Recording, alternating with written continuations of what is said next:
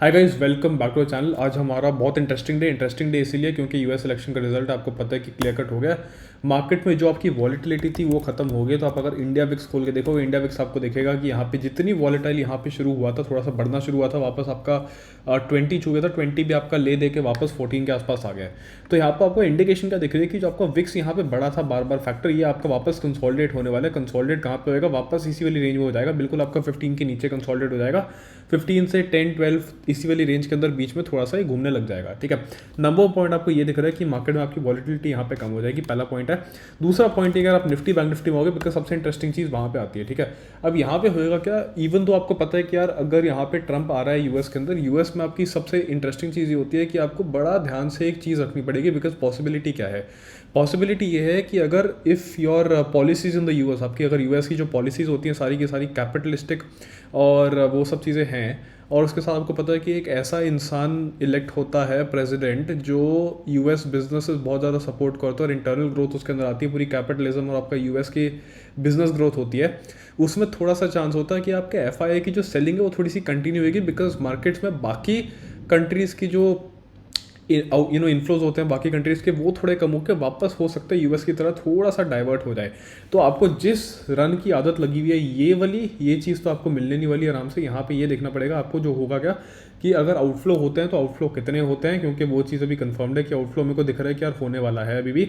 But यहाँ पे आपको ये भी देखना पड़ेगा कि अगर आउटफ्लो हो रहा है तो उसके साथ आपको ये भी देखना है कि वो कितना हो रहा है। क्योंकि अगर आपके म्यूचुअल फंड के डीआईआई और वो सब जितने आपकी एसआईपी की इन्फ्लोज और ये सब चीज़ें होती हैं वो सपोर्ट ही कर पा रही है मार्केट को, तो ठीक है। बिकॉज वहाँ पे फिर आपकी फॉल नहीं होगी, बिकॉज ये सब चीज़ें आपकी हिस्टोरिकली पहले नहीं होती थी। तो इनकेस यहाँ पे अगर आउटफ्लो होता है तो आपको ये देखना पड़ेगा कि यार इवन तो ये सारी कैंडल्स तो हैं जो भी है, इतना बुलिश नहीं होना है अभी। रीज़न ये है क्योंकि आप एक बड़े अच्छे खासे सेल ऑफ के एरिया पे बैठे हुए हो। ठीक है, बिल्कुल अभी आप यहाँ से थोड़ी सी मार्केट ज़रा सी और बैठते, मैंने यहाँ पे लास्ट टाइम जो वीकेंड में भी एसएनएल किया था उसमें बताया था ये चीज़ कि वाली एक छोटी सी ट्रेंड लाइन आ रही है।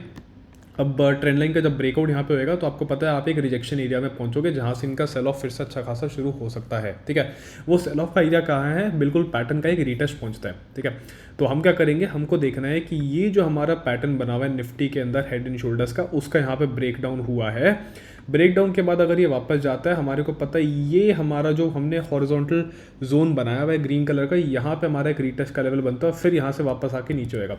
यहाँ पे डायरेक्टली मैं बाय नहीं करूँगा, हमेशा यहाँ पे डबल बॉटम की थोड़ी वेट करूँगा कि ट्रेंड लाइन पे अगर डबल सपोर्ट लेता है फिर जाता है तब मैं बाय करूँगा। यहाँ पे नया फ्रेश बाय मैं अभी यहाँ पे एग्जीक्यूट नहीं करना चाहता हूँ। ठीक है, यहाँ पे आपको देखना ये है कि इवन तो यहाँ पे आपको ट्रेंड लाइन का ब्रेकआउट थोड़ा टाइप का मिल जाएगा इंट्राडे के अंदर भी, उससे कोई दिक्कत नहीं। इंट्राडे की ट्रेड अच्छी थी, हमने भी यहाँ पे लॉन्ग ही किया था आज सारे के सारे सिग्नल चैनल में।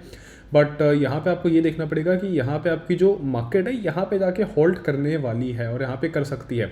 जब तक ये इसको बड़ी एक वॉल्यूम कैंडल से ना तोड़े तब तक यहाँ पे डायरेक्टली आपका ये वापस रिक्लेम नहीं करेगा। बट उसके बाद भी अगर इसको उल्लू बनाना है ज़रा सा आपको, तो यहाँ तक ये 890-900 तक के लेवल्स पे जाके भी आपको उल्लू बना सकता है। बिकॉज रीटेस्ट का जोन ज़रा सा ऊपर भी शिफ्ट हो जाए कोई दिक्कत नहीं है। बट आपका ये है कि 750 का एक एरिया है 750 24 750 और निफ्टी, जहाँ पे आपका अच्छा खासा एक सेल ऑफ का एरिया यहाँ पे बन सकता है वापस 750 से 800 के लेवल्स यहाँ पे बनते हैं। इसके आसपास मार्केट यहाँ पे ट्राई करेगी कि यहाँ पे सारे के सारे सेलर्स वहाँ पे एक्टिवेट हो जाए, बिकॉज ये आपका प्रॉपर रीटेस्ट का एरिया बनता है। ठीक है, तो अगर यहाँ से आपको थोड़ा बहुत लॉन्ग भी करना है तो थोड़ा कॉशियसली आपको करना पड़ेगा कि अगर आपको कल for example Thursday Friday intraday long करने की अपॉर्चुनिटी मिलती है, मार्केट गैप अप खुलती है, इस एरिया पे आके अगर रिजेक्शन का कैंडल बनता है 750 के आसपास, तो यहाँ पे आपको एक शॉर्ट की ट्रेड यहाँ पे प्लान करनी ही है। ठीक है, अब यहाँ पे एक और चीज़ आपको इंटरेस्टिंग देखनी पड़ेगी बैंक निफ्टी के अंदर। ठीक है, तो जब आप क्या करोगे, बैंक निफ्टी खोलोगे, ठीक है, और बैंक निफ्टी का इंडेक्स जब खोलोगे तो आपको यहाँ पे लगेगा कि यार बैंक निफ्टी कंसोलिडेशन करने के बाद बिल्कुल यहाँ पे एक नया ब्रेकआउट दे रहा है। ठीक है, आपको लगेगा कि यहाँ पे बहुत बुलिश कैंडल, उसका ज़रा सा होल्ड किया कोई दिक्कत नहीं है, ये ब्रेकआउट करके बिल्कुल दे देगा। आपको ये देखना है कि बैंक निफ्टी पे भी जाके जब भी आप वीकली पे जाओगे, वीकली के अंदर भी एक प्रॉब्लम छोटी सी दिखती है। ठीक है, ये वाला एक स्विंग देख रहे हो, ये पैटर्न क्या बन रहा है, ये सिंपल आपका, अगर मैं इस वाले एरिया को, अगर मैं इसकी नेकलाइन लेता हूँ इस एरिया की, ठीक है, यहाँ पे मेरा ये एक स्विंग बन रहा है, ये मेरा एक मेजर स्विंग बन रहा है और ये मेरा एक छोटा सा एक स्विंग यहाँ पे बन सकता है। ठीक है, तो मुझे यहाँ पे ये दिख रहा है कि ये वाला जो एरिया है, अगर मार्केट इसको ब्रेक नहीं करती है, ठीक है, कौन सा एरिया है, ये मेरा 53-300-400 के लेवल है। ठीक है, मतलब यहाँ से 1000 पॉइंट ऊपर है।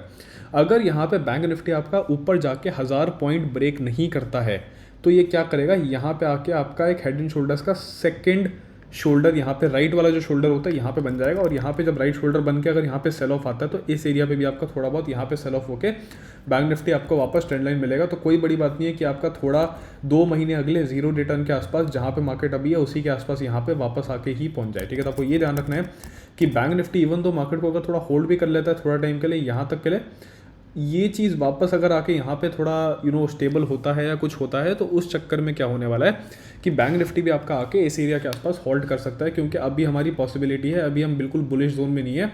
यहाँ पे फ्रेश बाय करने की जगह बेटर होता है कि अगर ये वाली चीज़ टेक ऑफ हो जाए तो हमारा ज़्यादा बुलिश नेचर मार्केट में चलेगा, तब जाके आपको कन्फर्म्ड एक बाइंग की अपॉर्चुनिटी मिल जाएगी। बट अब याद रखो बैंक निफ्टी के अंदर भी एक ट्रेंड क्या बन रहा है, लॉन्ग की तरफ का ट्रेंड बन रहा है फिर भी अभी, कि इनकेस अगर आपका यहाँ तक भी आपको एक टारगेट मिलता है 300 ये अपना 600-700 पॉइंट का, और तो भी आप यहाँ पे ट्रेड कर सकते हो। डेली के टाइम फ्रेम के अंदर आओगे तो डेली टाइम फ्रेम में दिखेगा कि अभी यहाँ पे मार्केट जब ऊपर गई थी यहाँ पे आपका हाई बना हुआ है 350 के आसपास, तो 350 के आसपास यहाँ पे भी मार्केट बिल्कुल यहाँ पे भी रिजेक्शन ले सकती है 53,200 के आसपास, इससे बिल्कुल नीचे जाके 53,100 के आसपास भी जाके मार्केट एक रिजेक्शन लेके फिर वापस इस जोन के अंदर आ सकती है।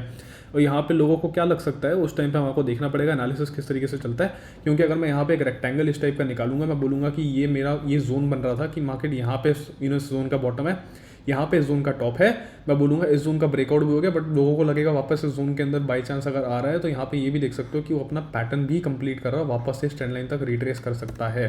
तो मार्केट तब बुलिश होएगी प्रॉपर जब वो ये वाले लेवल्स को ब्रेक कर देगी 53,400, उससे पहले आपको यहाँ पे बिल्कुल दबा के बुलिश अंधा नहीं होना है, ठीक है। उसके अलावा आप एक और चीज़ देखो, अगर यहाँ पे आपको तब तक के लिए एक छोटी सी ट्रेड लेनी है, छोटी ट्रेड लेने के लिए आप ये वाली चीज़ें इन दोनों को यूज़ कर सकते हो, ठीक है। 15 मिनट का टाइम फ्रेम पे आ जाओ, 15 मिनट के टाइम फ्रेम पे आपको दिखेगा ये वाला एक स्विंग मेरा मेजर बना हुआ था, प्लस यहाँ पे मेरा छोटा सा गैप है। तो मैं एक काम कर सकता हूँ, गैप थ्योरी के हिसाब से मैं बोल सकता हूँ कि मैं हॉरिजॉन्टल लाइन लगा रहा हूँ। हॉरिजॉन्टल लाइन किस पॉइंट पे लगा रहा हूँ, बिल्कुल इस वाले पॉइंट पे लगा रहा हूँ, इसको मैग्नेट कनेक्ट करके यहाँ पे आप एग्जैक्ट मार्क कर लो। आपको लॉन्ग कहाँ जाना है, 52,582, ये वाला जो लेवल है ये आपका रेजिस्टेंस का एरिया, ठीक है। यहाँ पे गैप बना है, इसका टॉप यहाँ से इस पॉइंट से सेलर आ गया, ठीक है। यहाँ फिर से मार्केट खुली, ब्रेक किया, ट्राई किया, नहीं हुआ, बिल्कुल इस पॉइंट पे सेलर आ गया, ठीक है। मार्केट फिर से ट्राई कर रही है इसी एरिया के आसपास जाने की, तो यहाँ पे एक फ्रेश लॉन्ग आप यहाँ पे एग्जीक्यूट नहीं करोगे, फ्रेश लॉन्ग आप यहाँ पे एग्जीक्यूट करोगे जब आपको इंट्राडे पे एक कैंडल इसके ऊपर क्लोजिंग दे देगी, मतलब इसके ऊपर ब्रेकआउट हो जाएगा 52,580, मतलब 600 के आसपास का जो लेवल है फिर होएगा यहाँ पे ब्रेकआउट। इमीडिएट टारगेट आपका ये वाला गैप फिल होएगा, बेसिकली आपका 800, 200, 250 पॉइंट का टारगेट है, और एक आपका क्लोजिंग का टारगेट आ जाएगा विच इज 53,000 का डॉट, ठीक है, यहाँ तक का।